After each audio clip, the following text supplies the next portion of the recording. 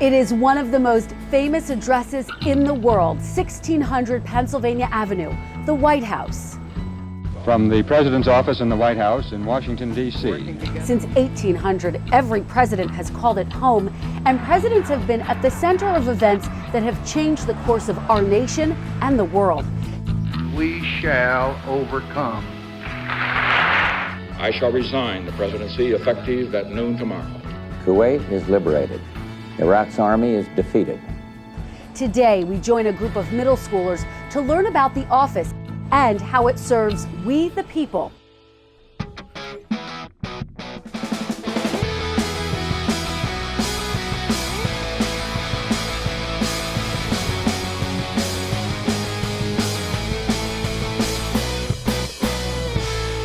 Who lives and works in the White House?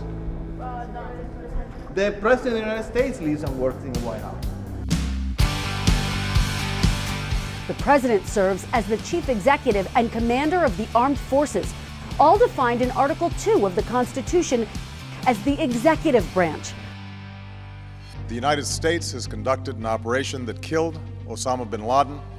Any nuclear missile launched from Cuba against any nation in the Western Hemisphere as an attack.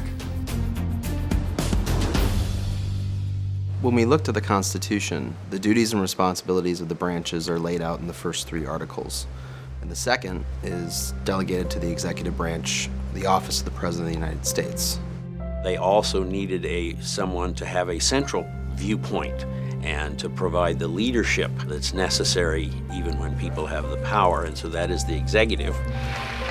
We choose to go to the moon in this decade and do the other things. Not because they are easy, but because they are hard.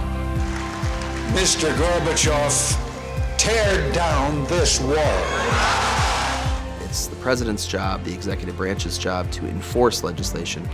Under the law, I yesterday issued a proclamation calling upon the mob to disperse.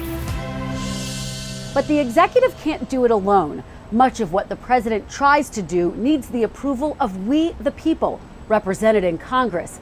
And I'm asking the Congress specifically to reaffirm this agreement.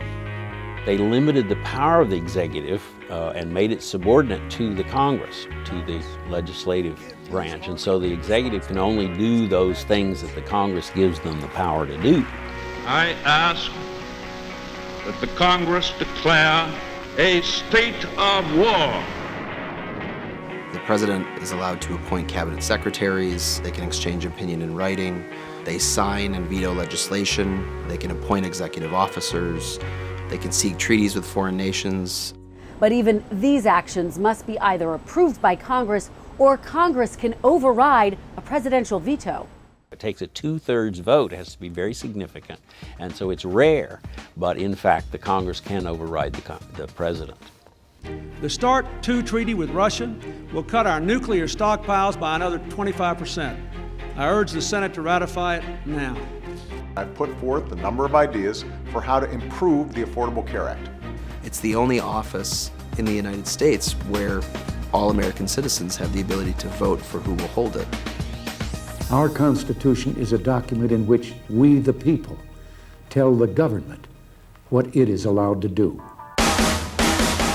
I, Donald John Trump. I, Barack Hussein Obama. I, George Walker Bush. I, William Jefferson Clinton. Do solemnly swear that I will faithfully execute the office of President of the United States. And will, to the best of my ability, preserve, protect, and defend the Constitution of the United States. So help me God. We the people are free.